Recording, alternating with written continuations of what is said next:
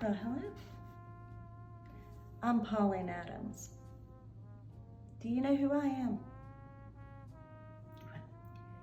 If you said no, you ought to. I'll give you a little hint. You see my sash and pin? That's right. I was one of the suffragettes who fought for women's rights. In 1910, I woke up and I looked out at the world and I realized things have got to change. In November of that year, I held a meeting in my home in Norfolk, Virginia.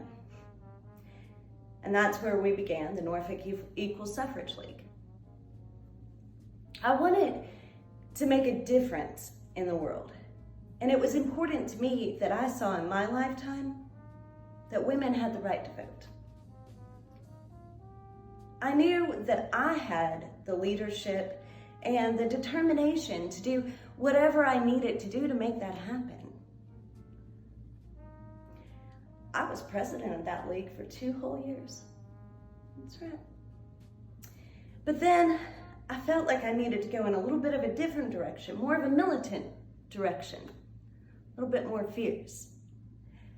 So then I joined the Congressional Union of Women's Suffrage, which later changed its name to the National Women's Party.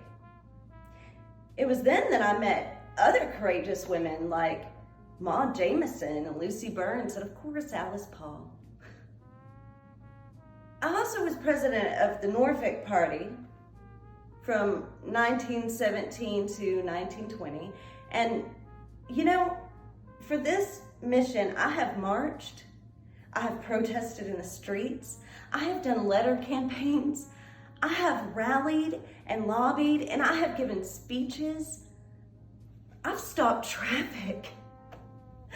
I've participated in parades. I've empowered and I've educated. Hell, I even made board games.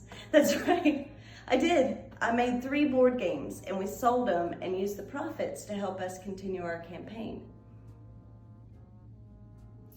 I did a train tour in 1918 and in 1919 in a prison uniform and gave speeches to the masses. Well, hell, I went to prison for this. There were thousands of women who worked for this cause. The pandemic of 1918 and the Great War of 1917 did nothing to hinder us from our cause. We were determined. We knew that giving the right to women made sense and it was the right thing to do because, well, taxation without representation is wrong. And laws made by men for women can sometimes be unjust and one-sided. And the most important thing was that if women were given the right to vote, well, then it would open up a pathway for women to take political office. You see, without the right to vote, women would forever be seen as less than, and that definitely needed to change because we aren't. Women have notions about government and our country, and we can benefit the nation by participating in her democracy.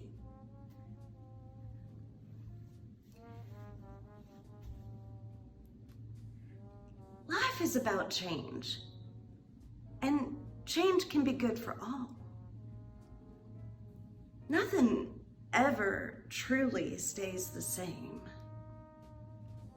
By the end of 1919, more than 70 years after the Seneca Falls Convention in New York, Congress finally passed the federal women's suffrage amendment to the U.S. Constitution. And if you remember, a few months ago, we saw on August 18th that the 19th Amendment was finally granting women the right to vote. So, we saw the need for change. We worked for that change. And then we saw that change happen.